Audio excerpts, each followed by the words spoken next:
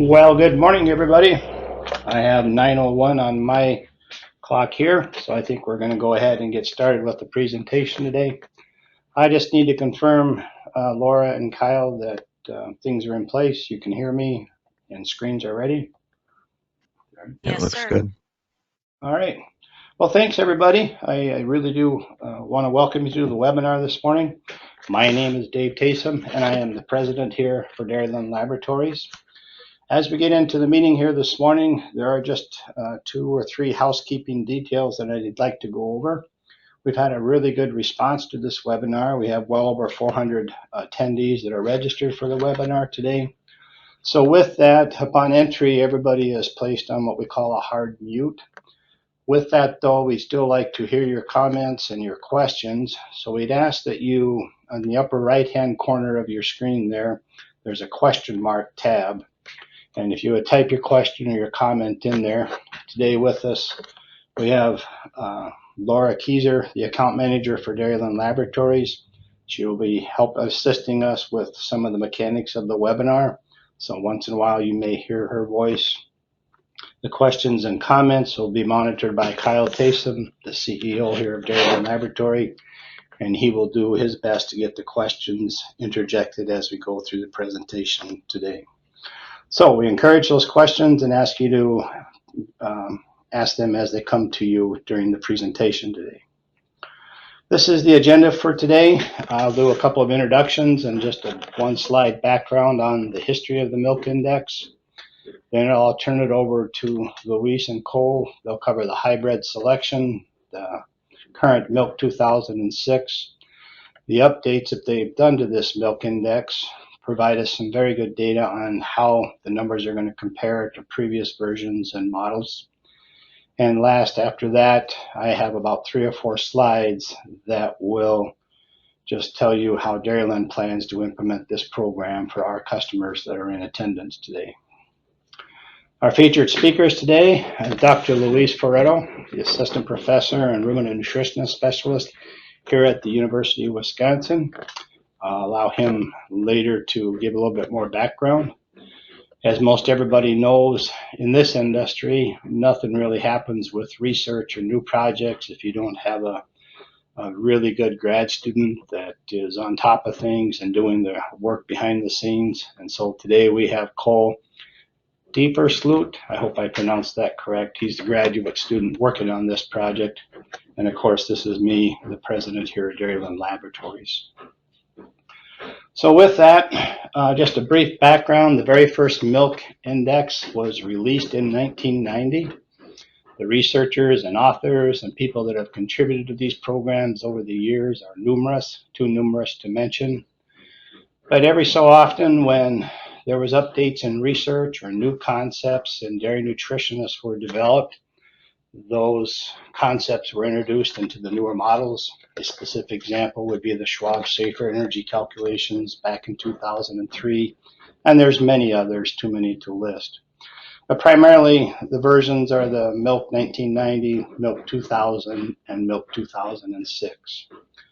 Specific to Milk 2006, those equations were based on TDN to estimate the milk yield, and as well incorporated NDFD and starch digestibility as potential inputs into the model to give us some estimates of in vivo digestibility.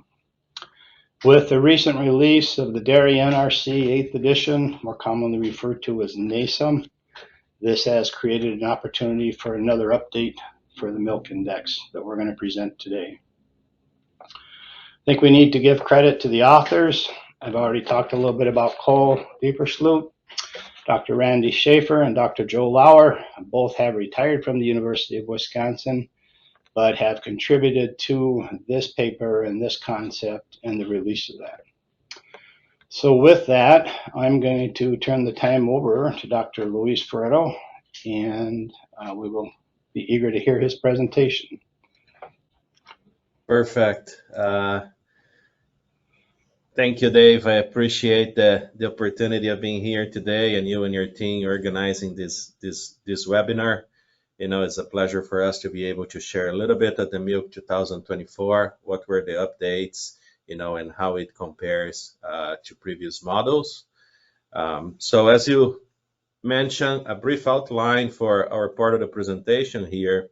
I'll start discussing my biased view of corn hybrid selection, and obviously discuss a little bit how we think that those tools should be utilized towards this goal.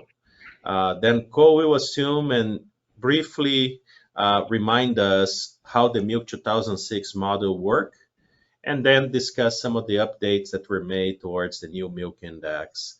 And then after that, I will come back and provide a model comparison and discuss a little bit about what we've been seeing about this new model and what can be done with that. So when it comes to hybrid selection, right, if our goal is to focus on silage, there are many things we have to account for. Here is my list of different goals that we should have. Obviously, this will differ from farm to farm, consultant to consultant, and so on, right? So I think at the end of the day, the goal is to make sure hybrid selection is based on the goals of the individual farm, right? And what the dairy or beef cattle operation, if you will, wants to accomplish with corn silage. Obviously, the key for any corn hybrids is to have a good dry matter yield. Otherwise, we cannot feed enough animals. But from a dairy nutrition perspective, there are many other factors that, when available, it's important for us to consider, right? For example, at the end of the day, enhanced NDF digestibility is quite important to make sure that we can optimize dry matter intake and make sure cows can produce more milk. When available, we believe that having soft kernels, or what we describe as floriendosperm, is also important, as increasing starch availability of corn silage may be a great alternative to reduce purchase feed costs by reducing some corn in the diet, for example. Obviously, depending on where you are and the conditions of your operation, looking for hybrids that are resistant to insects and disease common in your area will be a must. And last, and this is very likely one of the most controversial parts on my list here, I think we should focus on plants that have a little bit less of the stay green characteristics than we typically see, right? This characteristic is very important for certain traits of the plant, okay? But that's basically what keeps the plant green or wet, if you will, while kernels dry down. And I think this is one of the reasons why we see a lot of disparity between kernel dry matter and plant dry matter, right? So this is one of the reasons why it's quite hard to use dry matter as an indicator of quality or even for a model, right? Because of some of those effects. For full disclosure, I'm not telling anyone to eliminate this trait, okay? But I just think in the future, we have to work a little bit on that and make sure we optimize so we can have a little bit closer, or at least a relationship, right? So it makes it easier for us to account for those effects. In terms of corn hybrid selection, there are, as I just mentioned, multiple variables to consider, right? But for the dairy nutritionist, at the end of the day, the main goal is to produce silage that has greater energy content, right? But very good yield so we can properly feed the herd. Said that, we have to figure out tools that we can use to predict energy value, and then together with dry matter yield and all the other traits that are very important for to copy with agronomic or weather conditions, right? We can make an informed decision and then select what are the best hybrids that we could utilize in each operation. So I will transition to Cole now. I guess I will be passing the slides, Dave, so we don't have to change who passed the slides, but Cole will be presenting. So he will be briefly discussing a little bit about Milk 2006, and then we're going to move on towards the Milk 2024. Thanks, Luis. So, as most of you probably know, the Milk Index was originally created to select corn hybrids based on the predicted energy content and yield of those hybrids. So essentially, important components of the nutrient composition and some measurements of digestibility are combined into a single term for predicted energy content, which would be milk per ton, and predicted energy yield, which would be milk per acre. And that allows producers to better compare corn hybrids or sources of corn silage by looking at a single number instead of several different indicators of silage quality and nutritive value. However, the last version of the milk index was released in 2006, which was quite some time ago. So if we can move on, Luis. I'm assuming many of you are familiar with the Milk 2006 at this point, but if not, this is what the spreadsheet looks like. So essentially, you would put the measurements of nutritive value, nutrient composition, and digestibility into the white or yellow columns that you can see here. And then the model would predict the energy content along with milk per ton and milk per acre and show those in the green columns over to the right. And we can change slides. So for the Milk 2006, the inputs would be dry matter concentration, crude protein, NDF and NDF digestibility, starch, concentration, ether extract, and ash. And then there are several options to evaluate or estimate starch D, and those would be in vitro or in situ starch digestibility, the DSA assay, kernel processing score, or if you don't want to add any of those, then the model will predict starch digestibility based on a regression from dry matter concentration. So after you input all of those into the model will calculate the total digestible nutrients of the corn forage. And then if you're familiar with NRC 2001, you may remember that after we estimate total digestible nutrients, we can convert that to net energy. So what the Milk 2006 does is it has an adapted equation from the 2001 NRC and then calculates NEL at 3 times maintenance. Next slide. So before we go back to NEL, I'm going to talk a little bit about dry matter intake. And the Milk 2006 estimates dry matter intake based on a percentage of NDF as based on an intake as a percentage of body weight, but corrects for NDF digestibility. So essentially, higher digestibility means that the animals will eat more, as would be expected with high digestibility samples or hybrids. Then from NDF intake, dry matter and corn forage intake are estimated, where corn forage is considered to provide 75% of the total NDF intake. So now jumping back to NEL, the model subtracts the maintenance energy of a standard dairy cow and then uses a milk energy value from a 3.5% fat corrected milk along with NEL and corn forage intake to estimate milk per ton. So then once we have milk per ton, a simple conversion using dry matter yield can give us milk per acre. Next slide. However, despite its success, the Milk 2006 uses TDN-based energy equations, which the dairy industry has begun to move away from. So since its release, there have been several new equations and predictions developed and some new concepts that have been introduced into the dairy industry.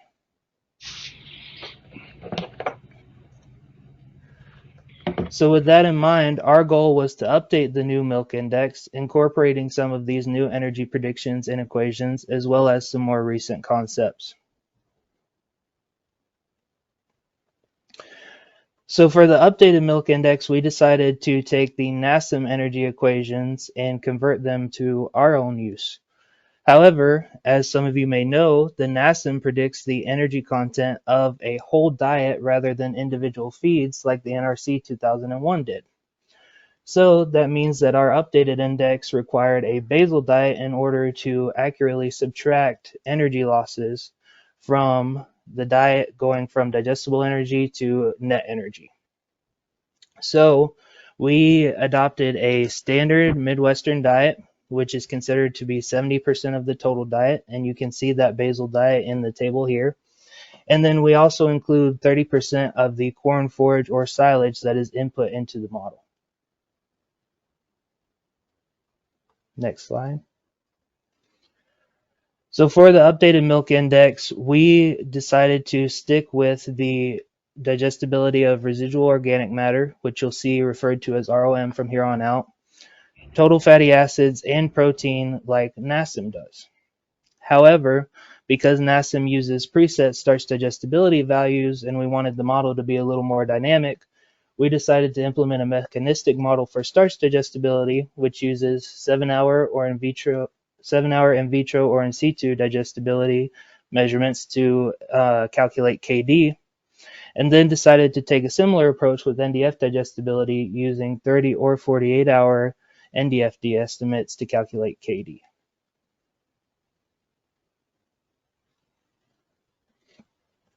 So this will look somewhat similar to the Milk 2006, but you will notice some big differences compared to the flowchart that we just looked at.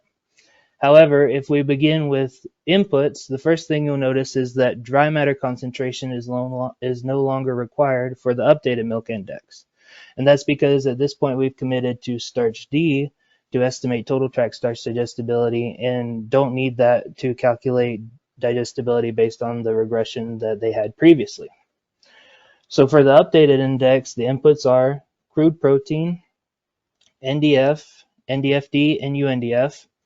And all three of those metrics should be used on a ash-corrected basis, but we do give the option, and we'll see that later, to input traditional values. So that would be like NDFD instead of NDFD-OM, and then correct those traditional values using the ash concentration so everything is on an even playing field. And then as we mentioned before, you can input 30 or 48-hour NDFD.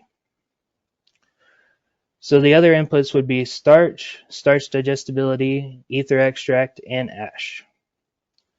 So with those inputs, we calculate the corn forage digestible energy based on NASEM 2021, as if the corn forage supplied 100% of the total diet. Similarly, we also calculate the digestible energy of the basal diet, and then the corn forage and basal diet digestible energy are corrected for their inclusion. That would be 70% for the basal diet and 30% for corn forage, and those values are added together to give the diet digestible energy. And at that point, we're correcting for endogenous fecal material like microbial crude protein in the feces, as NASEM 2021 would. Next slide. So from the diet digestible energy, we're using the energy losses described in NASEM 2021 to estimate diet NEL. And then at that point, we're converting from the diet back to corn forage NEL.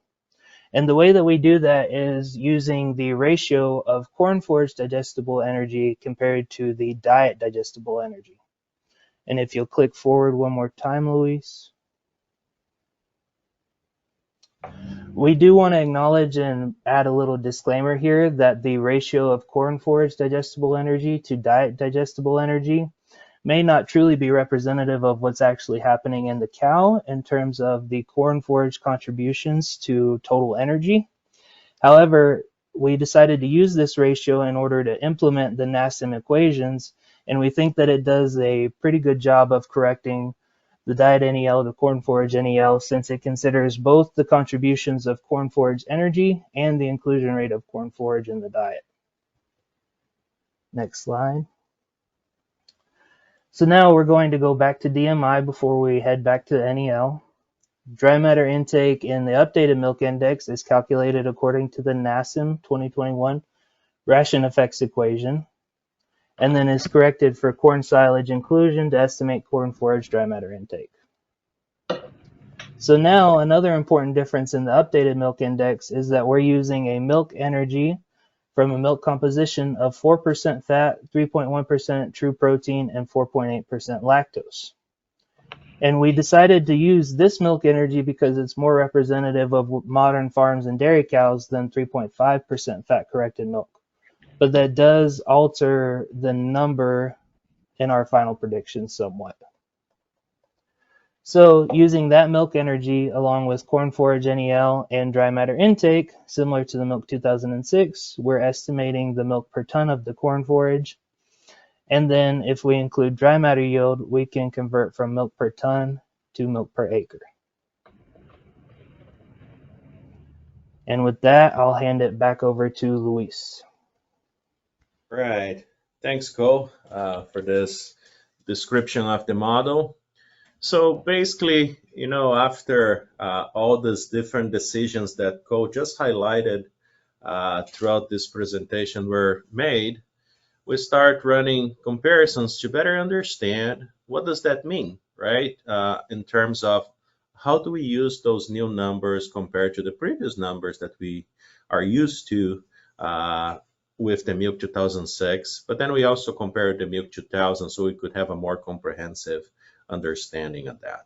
In order to do that, we reach out to commercial laboratories and we receive a very nice data set from Dairyland Labs, Rock River Labs, as well as Cumberland Valley Analytical Service, as well as a data set from Joe Lawrence from Cornell University. So to all those that provide those data sets, thank you very much. We really appreciate you sharing these with us. And after we had this data set together, we basically combine everything and start working with the normal range for the data set. So briefly, we decide that for each nutrient, we wanted to have the central 2/3 of the data. So we kind of remove the numbers that are either too high or too low, right? We want to add a disclaimer here that the fact that we didn't use for this model comparison, it does not mean that those numbers will not be out there and people cannot use, right? Very likely we'll be able to still utilize some of those numbers, but we want to have a narrow range so we could actually understand a little bit better some of the dynamics associated with this model. Okay, so here you can see some of the values associated with the key inputs of the model. And basically, you can see that all the numbers that we are highlighting are very typical numbers for corn silage if you are familiar with. Okay, so basically what we did is we use these numbers, okay, to calculate milk per ton using all three models, Milk 2000, 2006, as well as the Milk 2024. And here is the outputs that we had from the model. One thing that I think is very important to mention before we continue with this comparison is that for the Milk 2006, we use in vitro starch as the input for starch digestibility, not dry matter, okay? And the reason for that, we wanted to understand how it compares with the new model. So because of that, some of the numbers for the Milk 2006 may be a little bit lower than usual, okay? But I still think those are, this was a very key exercise for us. So I still think that using starch D was more important for what we are trying to accomplish here. Okay? But you can see based on these numbers that a key change is that the Milk 2024 has slightly lower values for milk per ton. Obviously, this slide looks very similar between Milk 2006 and Milk 2024, but based on what I just explained, you should expect a little bit lower values. Why is this important? Well, this is important for two main reasons. First, right, we decide to use an index that has greater milk energy, right? Instead of using 3.5% fat-corrected milk, we shifted towards the 4% fat, 3.1% protein, and 4.8% lactose. But also, it's important because you may see differences between corn hybrids that are not as pronounced as they were before. So you may think that this is not relevant anymore, right? Or maybe the hybrids do not differ anymore, but they do, okay? And the reason why we think that is if you pay close attention to our standard deviation here, the second row, you'll see that our standard deviation is lower for the new milk model compared to the two previous models, right? Another important factor is that our minimum and maximum values, they are narrower compared to the previous model, right? So this may generate some concerns, right? Because, well, you have values that are closer and they are lower, So people may be a little bit afraid of that in the beginning. Okay, I anticipate to you that I'll show some data later that this is not an issue with this model. Okay, so don't worry about that. But I also want to highlight that part of this change related to the model is because the greater energy coefficient that we are seeing for crude protein than starch, okay, residual organic matter and NDF for the new nascent model compared to what used to be used for the Milk 2006. Okay, so some of those differences that may sound minor, they overall they add up, okay, and create some of those new values for us. Another very interesting change for us that we were very happy with is that because of the use of TDN especially, the Milk 2006 had to include upper and lower limits for some of the variables, because otherwise some of the numbers would be misplaced or be greater than 100% and consequently change the predictions of the model, okay?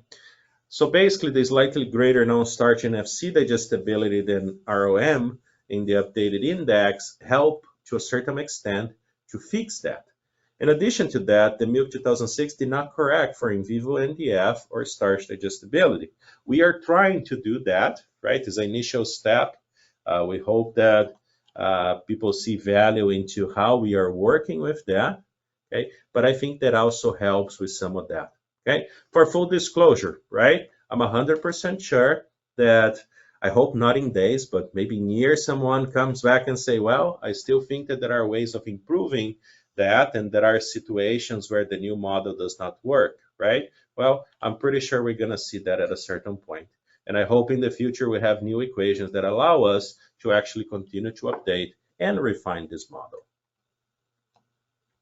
But going back to what truly matters here, right? So in order to create a model comparison, I'm going to use the NDF example today. So basically, we use this specific data set, and then we rank corn silage samples based on NDF-OM concentration, okay? We also did that for NDF-DOM, starch concentration, and starch digestibility. But the key numbers that we'll be showing next is related to NDF-OM, okay? So for all those different nutrients, we separated them into top, middle, and bottom 10% of samples from the normal range, and then we use them to represent high, average, and low quality silage samples depending on which measurement, okay? So for example here, if we use the NDF-OM, basically the low quality was considered high NDF, okay? For full disclosure, I don't think we should eliminate NDF for corn silage, right? Obviously, is the reason why we feed that, but because of the interactions with other nutrients, usually energy predictions are lower when we have more NDF, okay? So the low quality is associated with high NDF concentration, and the high quality is associated with lower NDF-OM concentration.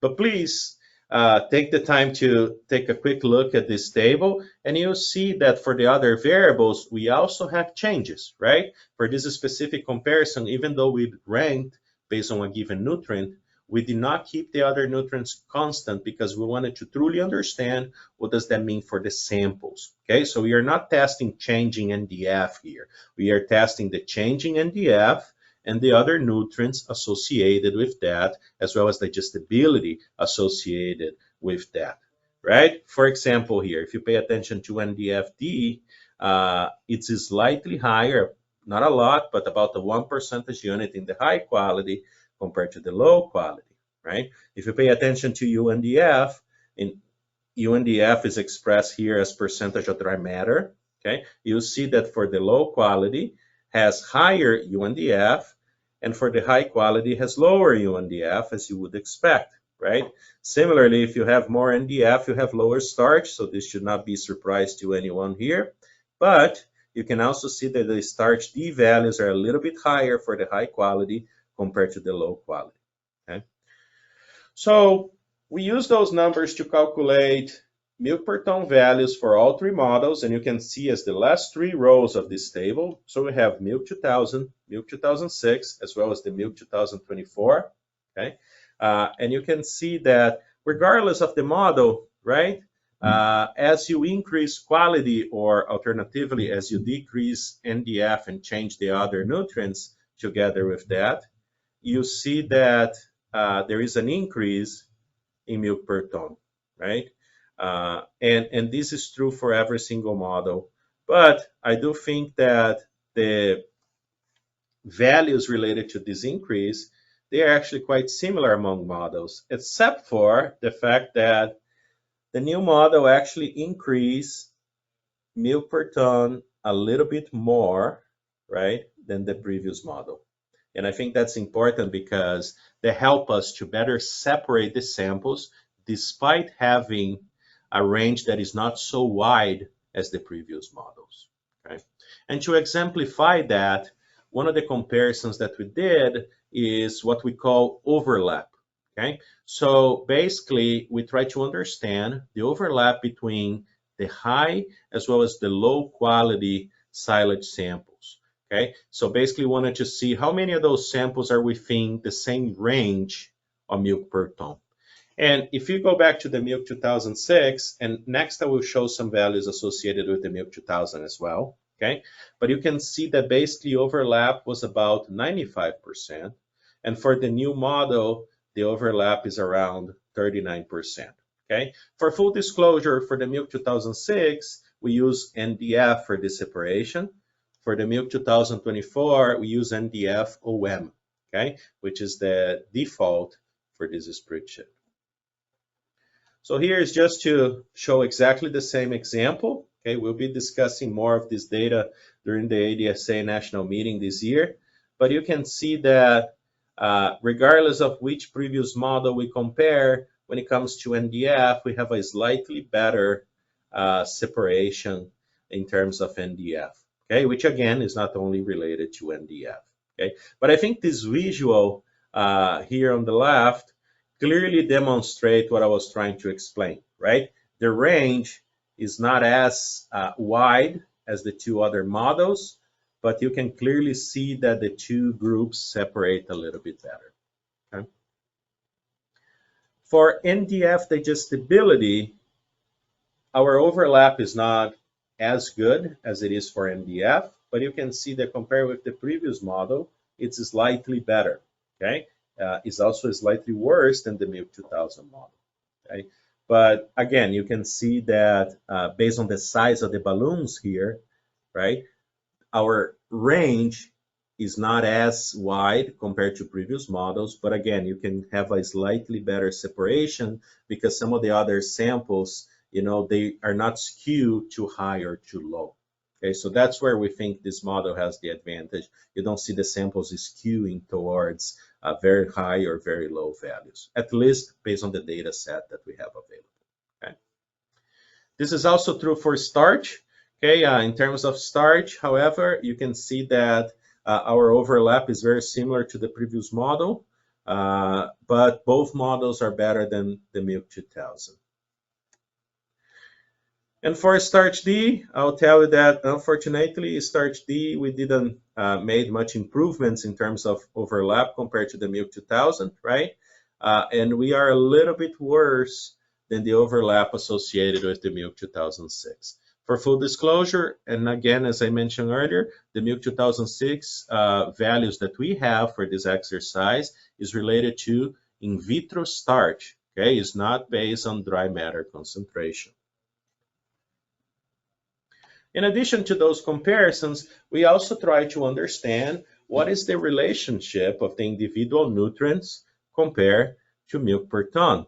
And for full disclosure here, when we are running those relationships, we are using exactly the same values as the whole samples had. So probably the relationship for NDF is not just related to NDF, right? It's also related to starch and digestibility of nutrients as well as the other nutrients. Okay, same for starch as well as same for digestibility. But overall, you can see that the relationship is very strong for NDF compared to previous models. Okay, but we were able to keep a similar relationship with NDF digestibility. Something that is very new to this model is the incorporation of UNDF. So that's the only model where I have the comparison. but you can see that similar to NDF digestibility, as you have UNDF, which could be used as a metric of digestibility, we do have a strong relationship as well. Okay, and as we mentioned earlier, for starch D, our relationship was not as good as we would like it to be. Okay, so probably something that we'll have to work in the future to continue to refine this model and make sure we can better account for starch digestibility differences. Okay, so if you are really worried about starch digestibility facts on the model, okay, don't worry too much. Okay, if you had high hopes, I'm sorry. Okay, I hope you continue to have hopes that it's going to work, but you can see that the relationship is not so strong.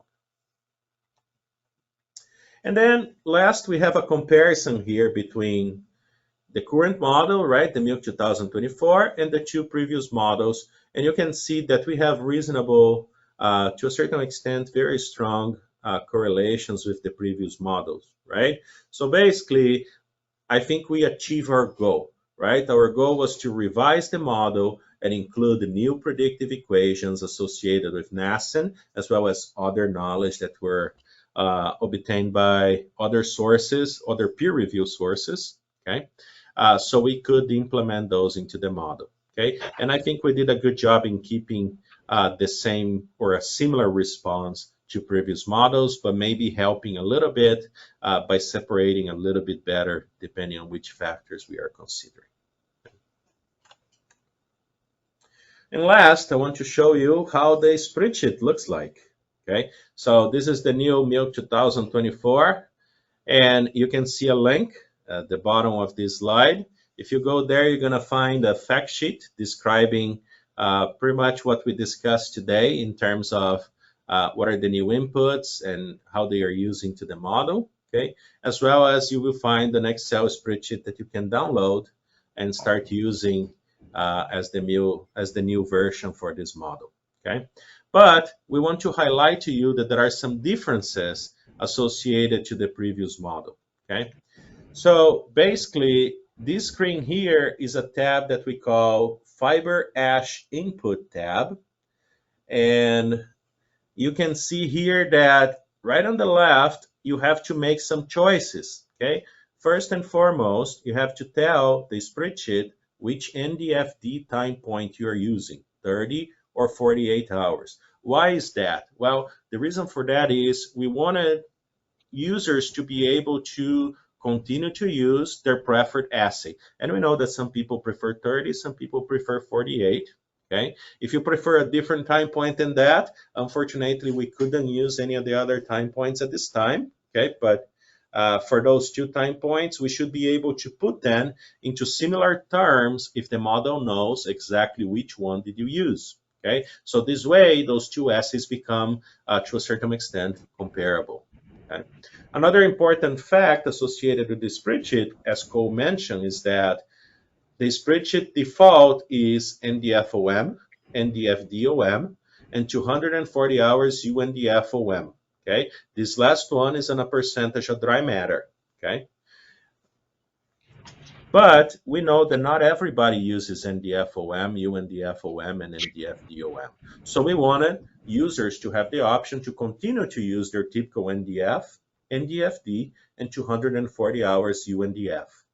So in order to do that, you have to tell us if it's ash corrected or not. So if it's OM, you put yes. If it's not, you put no. And then by adding the values as well as ash, the model calculates, based on predictive equations, what will be the equivalent into the OM version. Okay, so regardless of how you prefer to use that, you should be able to continue to analyze that way and input into the system. Then these values here are used into the next tab, which is the milk model tab. Okay, and you can see that the other inputs are all here. So all you have to include is starch concentration, 7 hours starch D. If you're not a big fan of starch D, just use the same values for all comparisons. Okay.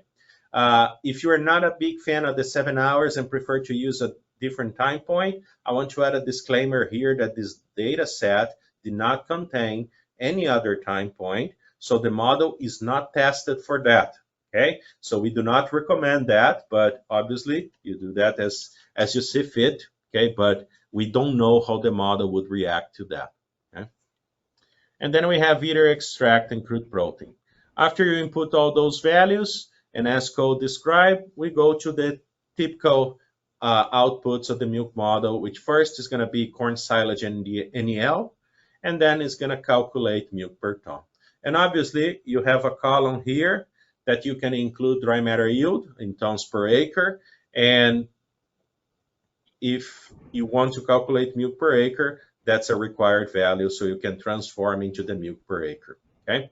I'm not showing here, but in addition to this specific tab, we have another tab that use metric units. So if you are outside the United States and prefer to use tons per hectare and so on, the milk per ton and milk per hectare values will be calculated for you as well. So last, I would like to acknowledge the partial support that we obtained from the Dairy Innovation Hub for this project. Okay, this was very important for us. As Dave mentioned, we needed a dedicated student to work with this project, and without this funding from the Dairy Innovation Hub, it would be impossible to have Cole working primarily on this project the last couple of years. Okay. If you're not familiar with the Dairy Innovation Hub, this is a very nice initiative that's going on right now. That basically there is stakeholder money, right? That's coming to all the UW system, to benefit the state of Wisconsin, especially the dairy industry of the state of Wisconsin. In 2020, this initiative basically supported about $1 million. Okay, to all three campuses, River Falls, Madison, and Platteville. Okay, and then the 3 years after that, the investment was about $8 million per year. And how the Dairy Innovation Hub is doing that? Well, there are many different ways, okay, including faculty support, okay, equipment support, as well as research support. Okay, so I highly suggest you to visit the Dairy Innovation Hub at University of Wisconsin website and learn more about this initiative, as well as all the nice projects that the Hub is funding that could truly help several different aspects associated with the dairy industry here in Wisconsin. With that, Dave, we are done with this part of the presentation, so I turn back to you. Thank you very much, Luis. I do see there are some questions. I'll ask Kyle. I know, Luis, you just hid your slides there. It might help if we could go back to a couple of slides to help support some of these questions, if that's easy enough for you. Particularly if you could go back to the slide that shows the correlations of the individual nutrients to milk per ton through the different iterations. Yes. Perfect. Okay, so one question is, if we look at the NDF-OM line there, that correlation got quite a bit stronger as we move from 2006 to 2024. Do you have any theory on what's really driving that? What's causing that correlation to be so strong? Yeah, we think that part of the reason for that is we decide to shift the model towards potentially digestible NDF, right? So we do think that the changes associated with that helps the model to push towards NDF. Because if NDF is low, even if you keep a high UNDF, the changes are more drastic in terms of KD. It looks like to me. So that's why we think that happens. Sure. I imagine part of it too is that NDF is both related to starch and UNDF, which are also inputs for the model. So they're sort of all autocorrelated. Absolutely. Yeah, no, that's a great point. And yes, we highly agree with you. It's certainly when you look to those nutrients, you have to be careful because we are not really testing the nutrient here, right? We are testing all the other changes associated with that as well. Sure. And the other relationship that jumps out here is the relationship to starch digestibility. As you went from milk 2006 to 2024, that actually went down. you have any hypothesis about what's causing that? Maybe what mechanism within the model is making that less important? Yeah, so basically what we try to do with Starch D is to calculate KD and from there predict ruminal and then total track starch digestibility. If I'm not mistaken, for the Milk 2006, the Starch D value was added directly as a starch digestibility value instead of multiple predictions. So because of that, I think that we kind of minimize some of that effect, especially because we are trying to use some of the compensatory digestion in the intestine towards this model. But it's something that we still have to explore more to understand why this is happening. And Cole, feel free to jump in anytime as well. Okay. So Yeah, just to add to that, the other thing that you have to consider is that by correcting starch D measurements to in vivo or total track starch digestibility, we actually decrease the range of total track starch digestibility compared to the input of starch D in Milk 2006. So that probably also contributes to the decrease in the R value. Do you know this data set of 100,000 samples, if this would include both fresh and fermented, or if these would all have been fresh samples? the data set has a combination of corn forage and corn silage. Okay. This was designed specifically for corn silage. Could you make any comments to maybe the limitations of the model? For example, would this model work as we get to very low start samples, maybe bordering corn stalks, or as we get to very high start samples, maybe getting towards the snaplage, earlage type samples? Similarly, what would you say around should this model be used for sorghum type hybrids? Yeah, so similar to previous versions of the model, we believe that they can be used by other crops like sorghum, for example, or other types of corn-related silage, like snaplage, as you used the example, or earlage. However, we did not test for those. Okay, so there is a chance that when using with those different crops, that you may see unusual scenarios that maybe we didn't account for when putting together the model. And I think you did a very good job describing the either very low or very high starch, which means very low, very high NDF and UNDF, right?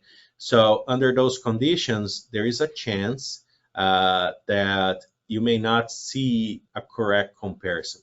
Okay, so I think it can be used, but I suggest people using that with caution. Okay, my biggest concern is when we have very high UNDF, which is not related to the digestibility necessarily, but related to the lack of starch. Okay, this is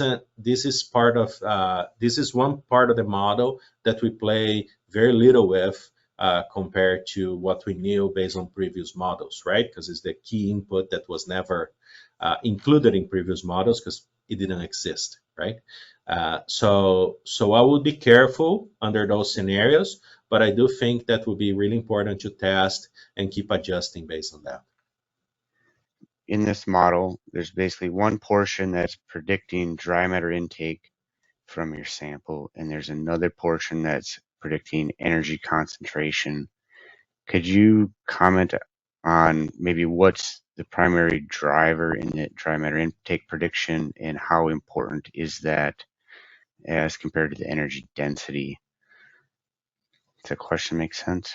Yes, it does. So the reason why we account for dry matter intake is because we know that corn silage with higher fiber digestibility allow cows to have greater intake, and because of the greater intake, they reach greater milk production. Okay, if we use corn hybrids as the example, the most common example will be BMR hybrids, right, or brown mid-rib hybrids, right? If you go through the literature and compare feeding trials where conventional and BMR hybrids were fed, the most common response is greater intake. Okay, so basically, and together a greater intake, greater milk production, right?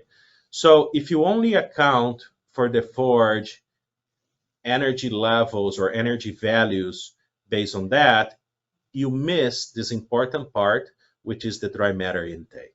Okay, so that's why we feel that it's correct to maintain the comparison related to dry matter intake as well as NEL of the forage, so you can properly calculate milk per ton. These NASEN equations, they were initially developed so we could compare potential diet effects on intake, which is really related to NDF concentration, NDF digestibility of the different forages, okay, as well as fragility, which there is represented as the ratio between NDF and ADF. Okay, so we could compare the potential intake of the diet with the potential intake of the cow. So this way we could know if a cow has to have very high intake because of her energy requirements, but the diet cannot provide that because intake is limited because of gut fuel. Okay, so that's why we included the equation that way. I hope I was not too confused when explaining that. That works for me for sure. All right, we have quite a few more questions left, but I think we're going to run up against some time limitations here. We will be sending a summary of the webinar along with answers to the most common questions and the most common themes among the questions as a follow-up. So hopefully we'll cover the vast majority of those questions in that follow-up email, which I would expect early next week. I think in respect of everyone's time, I should turn it back over to Dave here. I think he's going to summarize some logistics of how Dairyland's implementing this into reports as we go forward. Just need to confirm from Kyle or Laura, you're seeing Yep. the research authors here? Yep, we're good. Correct. Okay, with that, we had a question and answer session with Luiz and Cole. I really want to thank both of them for participating today as well. I have 3 slides here for those that are how we're going to handle the implementation here of the Milk 2024 equations. They have released the equations to the laboratories. I think that was done late last week. So we have a target date of introducing these new equations on June 1st of this year. As happens with a lot of these indexes and calculations, people are comfortable with the number that they're seeing now, and they want to know how that number is going to compare to the new 2024 equations. So we here at Dairyland will continue to publish both the output of the Milk 2006 milk per ton and NEL, as well as the new 2024 equations. How long we're going to do that, I'm not sure. Be probably at least a year. If there's a need to go longer, we will accommodate that. But this is one of the examples of how come laboratories reports gets populated with so many numbers as a new index comes out, and it's hard to take the old number away on something we're used to. As you noticed, you can have NDF and NDF-OM used in the model. Dairyland's NIR calibrations are all based on an organic matter basis, so that will be the default on our reports that will populate the new equations as well. A couple of other significant changes. There are no longer categories for processed and non-processed within the milk. I don't want to speak for the authors, but I'm pretty sure that was felt that while processing corn silage is very important to the nutrient availability to the animal, that processing happens after the hybrid selection. And since this is a hybrid selection tool, they want to remove that as well. In addition, with the advancements of the NRC going to the DE route, there will not be any TDNs associated with the Milk 2024. These are the outputs that the authors presented earlier in the presentation, NEL, milk per ton, milk per acre, as well as the metric measurements. Those are available on our reports as well. Okay. In our packages here for Dairyland, we will include these calculations in both of our NIR packages that have the inputs for that. That includes what we call the NIR complete or the NASEN package. in addition to the NIR CNCPS 6.5 package. Do you want to note the difference, though, that the rates for starch and NDF, the KDs, are calculated within the Milk 2024 model. And this link here, the authors have done a very good job of detailing the factors that go into those rate calculations, the lags, passage rate, etc. And so if you want complete details, you can go to this link here as well. Dairyland will continue to use the current published rates of starch and NDF digestibility that appear on our reports, as those are used in many of the models and an evaluation of rations. Just note that those rates are not inputs for Milk 2024, and this will be true for any laboratory using the Milk 2024 model. Okay. So with that, I'd ask Kyle if there's any questions so far, any more pertinent to this. All right. Yeah. In respect of everyone's times, I think we'll wrap up here, but there's a few questions. Yes, there'll be a recording of this webinar available. Like I said, we'll be sending a follow-up email to all the attendees summarizing some of the frequently asked questions that we didn't get to. That'll include a link to the documentation from UW Extension and a link to this recording. So with that, I have 2 slides left. I really want to give a special thank you to Laura Kieser. She's the account manager here at Dairyland Laboratories. Putting on a webinar of this size and scope takes a lot of background work and behind the scenes. And if we were in an audience, we would give her a round of applause. But nonetheless, I want to thank her for all of her efforts today. And I thank each one of you for attending the webinar today. As Kyle said, the link will be established. Summary of questions and answers will be sent out. And for any direct questions, here are the name and the emails of people that would be able to answer your questions. So with that, hearty thank you, and we'll be on our way. Thank you.